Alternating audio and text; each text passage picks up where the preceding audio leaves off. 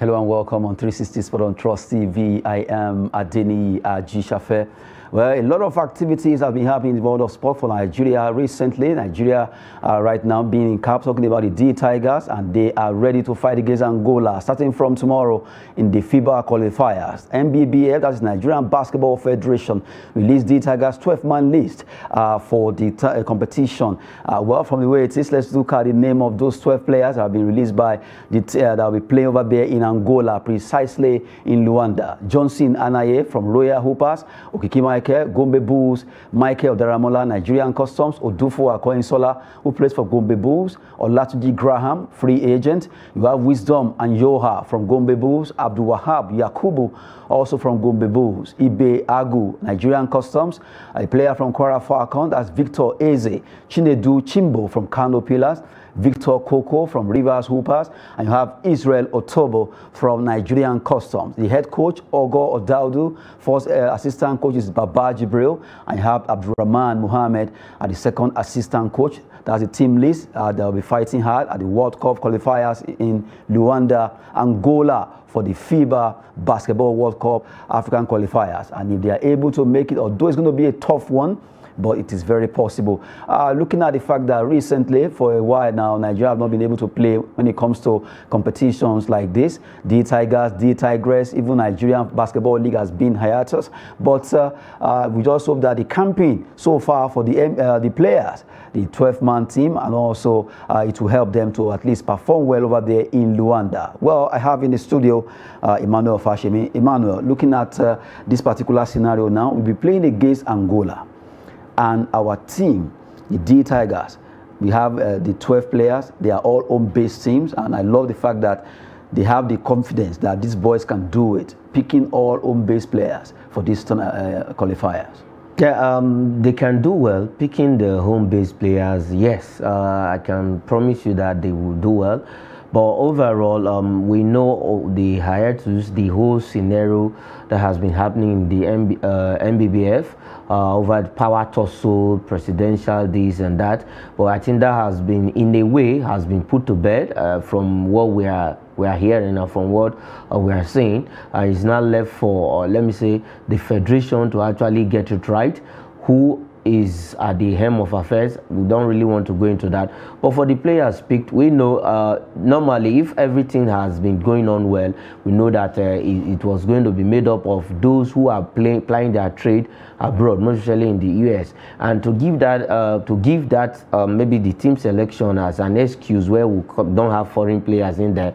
You know, the NBA is going on, and most of the players are actually plying their trade in the US are busy right now. But the home-based players they are of good quality, likes of Gombe Bulls, Kano Pillars players, the Rivers Hoopers, who last 2 years represented us in the BAL in Africa. So we still have players who are very fresh and very on ground. The last time that an event in quote came up in Abuja here, we had some of these players who represented Kano Pillars in that team. So it's playing against Angola. I said it on the show before now that Angola used to be a threat to us, but over the years I think we've been able to get a rhythm, get that winning mentality against the Angolians. But so far so good. The home-based players will do well, but let's see when the event starts how we can progress. We need to go to the FIBA World Cup. But it's a tightrope, because I remember the Sam Emedu was talking about how tough it's going to be for them to qualify. Right now we are standing fourth, and we have to play against Cote d'Ivoire, and you know how good they are. As we play against Guinea, we have Angola now, and the main thing is the fact that we have smaller slots when it comes to Africa for the FIBA World Cup, and that's a tight one, because now if we are able to scale through here against Angola, Cote d'Ivoire, Guinea. Yes, I think we want to take our pound of revenge against Cote d'Ivoire. Our first match, we lost. Will it not be better not to go for pound of flesh than just play your game? The team has not really been together, and that is why we say people should learn how to take politics away from sports. because these two cannot strive. It's because of the political atmosphere, the tense political atmosphere that has not made. Okay, we mentioned the other day the Women's League is coming back after 2 years or a number of years, and you know these players will be rusty, and that rustiness is what affected us in our first game. If we had defeated Cote d'Ivoire, as in win those 2 matches, we would not be in this stage we are right now. So Cote d'Ivoire already has one of their leg in there, so it's not left for us to fight for the remaining slot. So but against Angola, where like you mentioned, it's not left for the boys to just do well for themselves and the country. Let's hope that they will do well in this competition. Talking about Nigeria taking on Angola in Luanda in the FIBA qualifiers that will be coming up. The Lizards roller by the BBF there. It consists of all home-based players, and that's a good one. And we just hope that the home-based player will justify the reason why they picked them, and at least prosecute these games with all seriousness to qualify for the World Cup and beating Angola. After that, they will be facing Cote d'Ivoire and also not forgetting Guinea in the FIBA qualifier. Away from basketball now, let's talk about the Nigerian National League, the second tier of Nigerian Football League. NNL will be starting in March. And the organizers right now, they've actually grouped all the teams into different categories. Let's look at those categories. We have Northern Conference and Southern Conference. Let's look at the Northern Conference teams. Teams actually made the cut, and also they will play in Group A1, EFCC of Abuja, Mighty Jet of Jos, ABS of Ilorin, Milantaki FC of Abuja, and also Hype Boss FC of Abuja here in Group A. That is for the Northern Conference. In Group A2, City FC, NAF FC, all from Abuja, Green Berets of Kaduna, Katsina United against Katsina, that's from Katsina, Jigawa Golden Stars, FWC champion also of Abuja. They will be playing in Group A2. A3, you have Kebbi United, you have Sokoto United, Malumfashi FC, and Kano Pillars. What's the way to go? Kano Pillars have been mentioned here. Group A4, Adamawa United, Police Machines, you have DMDFC from Maiduguri there, Ubitasa Stars will be playing over there in Damaturu. So they are also in Group A4. So for group here, Group A1, A2, A3 and A4 in the Northern Conference of Nigerian National League. Let's look at the Southern Conference, where other teams also will be fighting. Vandresa FC of Eket, you have Warri Wolves in Asaba, Rovers of Calabar, Go Round FC of Omoku, FC1 Rocket also of Eket, Ibom Youths, 3 teams making it from Eket. What's away? They are Ensad FC from Yenagua. In Group B2, Crown FC of Ogbomoso, Gateway United from Ijebu, Joy Comet of Lagos, Smart City, Ijebu United, and Sporting Lagos. Those are the teams from the Group B2. And in Group B3, you have Ikorodu United of Lagos, Ekiti United of Ado Ekiti, Abeokuta Stormers from, well, they actually call themselves Abeokuta Stormers, but they play in Ikene, FC Ebede of Shagamu, Madiba FC of Lagos. Group B4, you have Edel FC of Oka, Giant Brillas FC of Abakaliki, Sinishos FC also of Abakaliki. You have Abia Comets, Umaya here, Heartland FC. Those are the teams that make it's a lot of story when it comes to the NPFL, but now they are in the NNL. Aspire FC also from Oka. Those are the teams. For the 3 teams to be fighting for honor in this league, that is the Northern and Southern Conference of the Nigerian National League. Emmanuel, this is coming up by March. The league will kick off after the elections, I'm sure. And the good thing is the fact that you have all these teams are battle ready. Katsina United, Kado Pillars, Heartland, all the big boys that used to play in NPFL, they are now here to see how they can get back to NPFL. Yes, Bendel Insurance did it and they came back. So for Kano Pillars, they should not just play the NNL. They should play the NNL with authority, play like a team that was formerly at the apex level, the senior club football in Nigeria, and they put themselves in that place because Kano Pillars over the years have actually played in the NPFL, and right now they will be playing in the NNL because they didn't do well last season, and we know a lot of issues that was surrounding Kano Pillars. And I'm happy that we still have our own FCT teams there, the likes of so many EFCC, FWC, Hype Boss is just a new team that joined. But they are yes. So it's good that out of all of these things, because I had a chit chat with one of the team's manager in say, and I asked him, why can't we even have a team from the FCT playing the MPFL? And I said, okay. He now responded that this time around, I think all the teams are in one accord to see how they can actually produce one team from from FCT to play in the MPFL. And it's good that that's where we get our teams that play in the MPFL. So for the league organizers, they really have a lot of work to do. A lot of work to do there. NNL, the second tier of Nigeria League, will be starting in March, and those teams can't wait to see how the draws will be conducted for them to play in that particular second leg of football there. Now, let's talk about the under-20 AFCON, who will be flying high against Egypt, Young Pharaohs tonight. That match will be starting by 6 p.m. Anyway, a couple of minutes left for them to start. It's going to be a big one because it's a do or die or make or match, you want to call it. They have to win this game if they are to remain or even make a progress in the competition. If you look at under-20, yes, it was actually done in the first against Senegal, but they can still pick up the piece. According to their coach, Ladan Boso says, we are ready. We've seen the lapses and we've worked on them. So they should go out there and do the business against Egypt. Yes, go out there, do the business against Egypt is what every Nigerian is hoping for right now. Somebody wrote something somewhere that they can also emulate what Argentina did. Yes. They lost their first game and they went on to lift the World Cup. So the Flying Eagles also can do that, losing the first game and then going all the way to the final and probably lift the trophy. Well, against the Egyptians, it's not going to be easy because that's the host, and when you are playing against the host, you have a lot of work in your hands. And if we lose this game,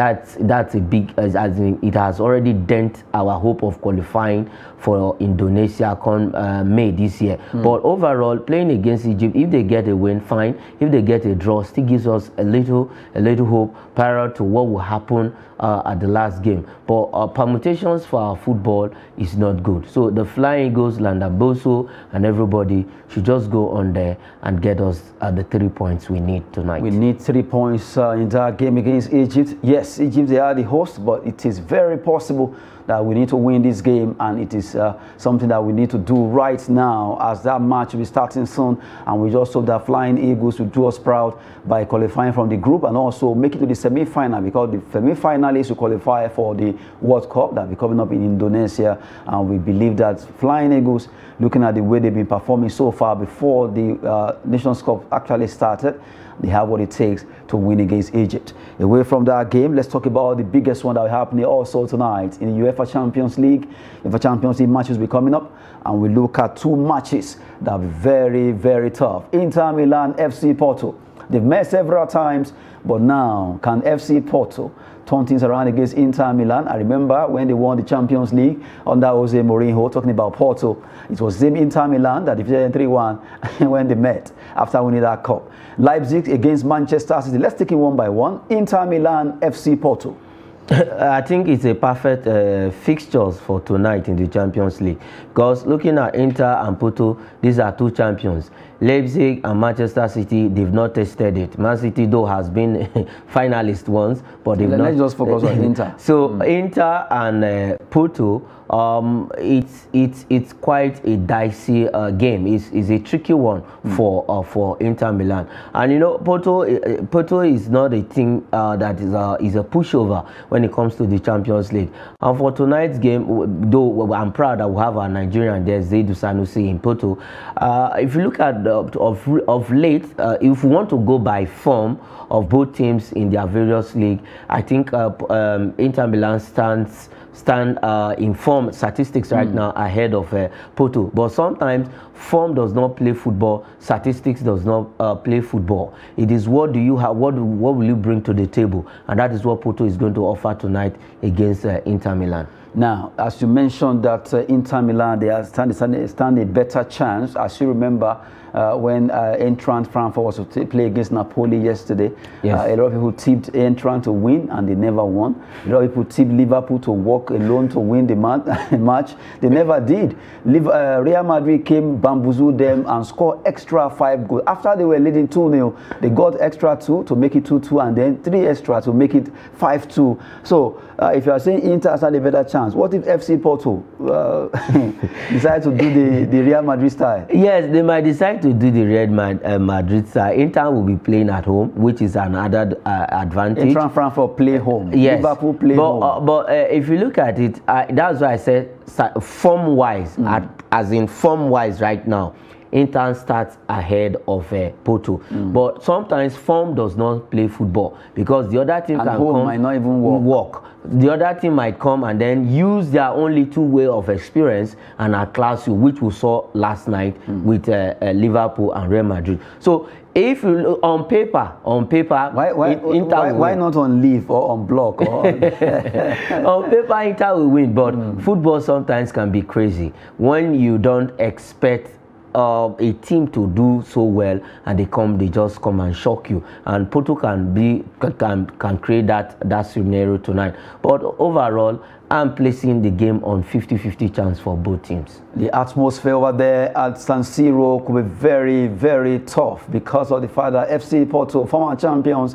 are right now trying to see what they can do against Inter Milan. The Nerazzurris, as they are called, they will also be fighting hard to see how they can upstage FC Porto from Portugal. Now let's look at RB Leipzig, the German team, against Manchester City. We saw what Napoli did against Eintracht Frankfurt, scoring 2 goals against them.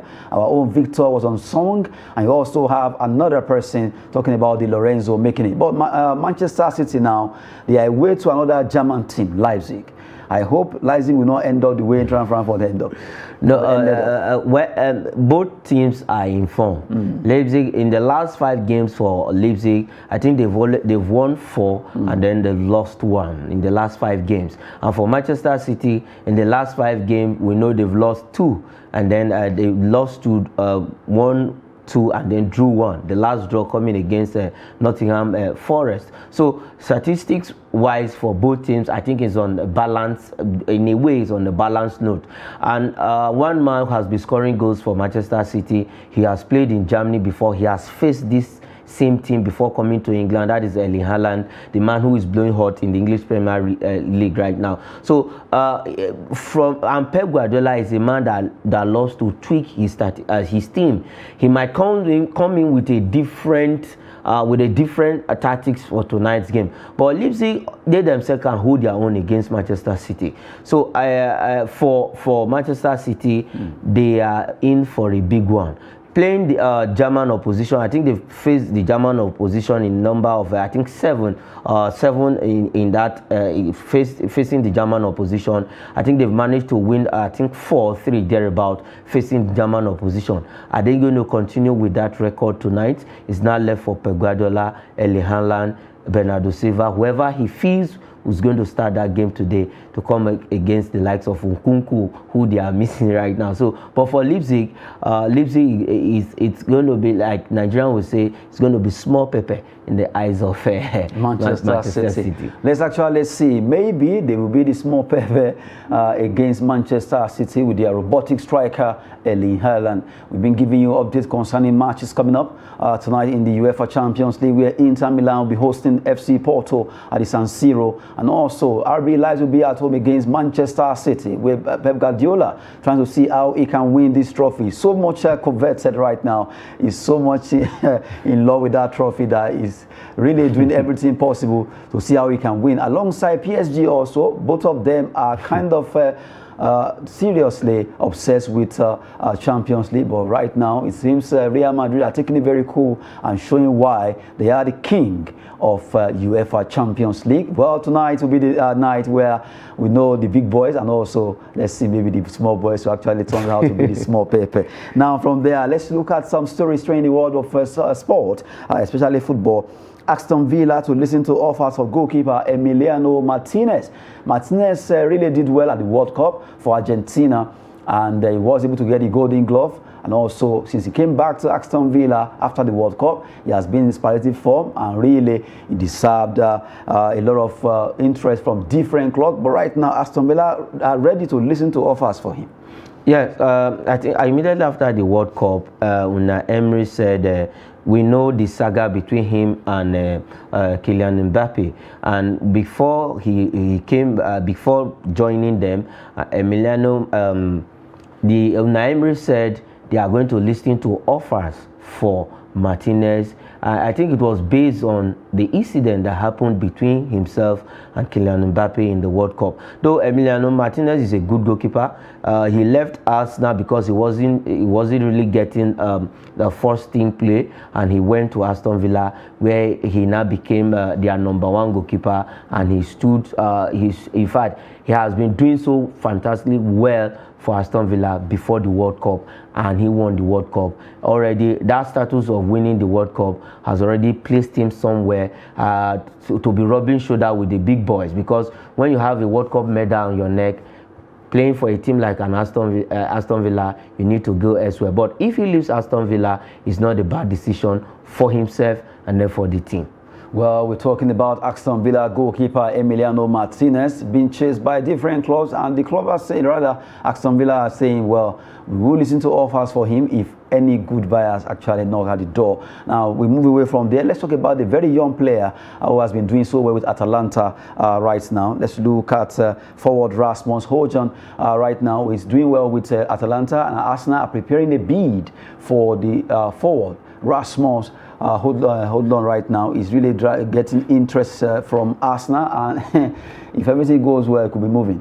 Yes, Arsenal really want to buy everybody they can buy, because already they are seeing. They are copying Chelsea or what? It's not that they are copying Chelsea. Already they are seeing the potentials of them winning the league and then probably playing in the Champions League. And you know, when you play in this Champions League, you now have a lot of work in your hand, a lot of fixtures, a lot of competition. You play your domestic competitions, and then you come and play in the Europe. And that was what Arteta was complaining about. That was last week, concerning Europa League fixtures, Premier League fixtures. Right now, they are in just 2 competitions. I think they are in 3 competitions thereabout. They are in the Premier League, chasing the Premier League. They are still in the Europa League, and then I think the FA Cup, where they are still in it.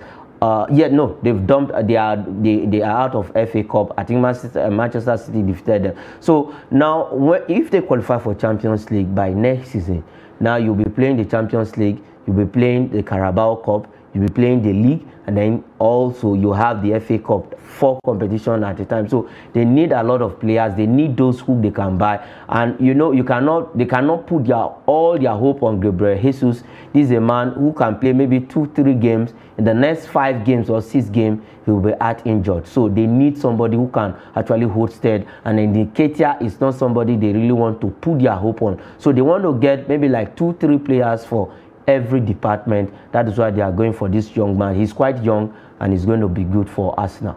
Well, before we go, let's talk about Al Nassr, the team that got Ronaldo, and their value actually goes up. Now, the nutritionist Jose Blesa says players are training harder and following stricter diet of Ronaldo. This could be a good result because when all the players are very fit and healthy, that means the team will be progressing. If you happen to go close, as in going into Ronaldo's archive, you know that he's a man that is a workaholic. And people his fellow players have testified about that. The likes of Patrice Evra, Michael Carrick. Ronaldo doesn't rest. Evra said some time ago that if you want to stay with Ronaldo, then you should be prepared to work. He went to visit, and Ronaldo took him to training.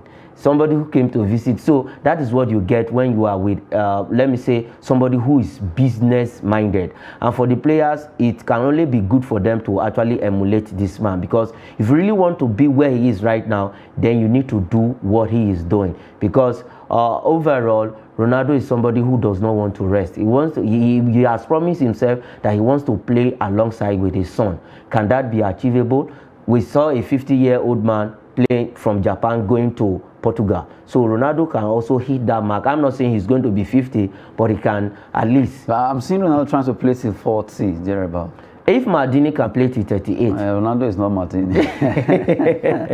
Seriously. You know, naturally, Italians, they really aged in football. Yes, they love old players. They love their players getting so old before they retire. Buffon, Maldini, Polirose, all of them, they actually got old before they retire, especially their goalkeepers.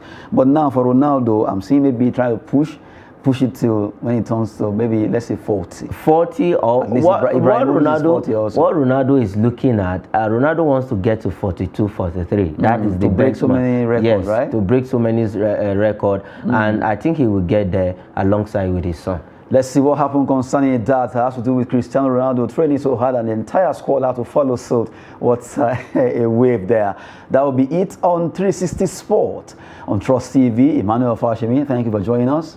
Thank you for having me. I am Adeniyi Ajisafe. Thanks for watching.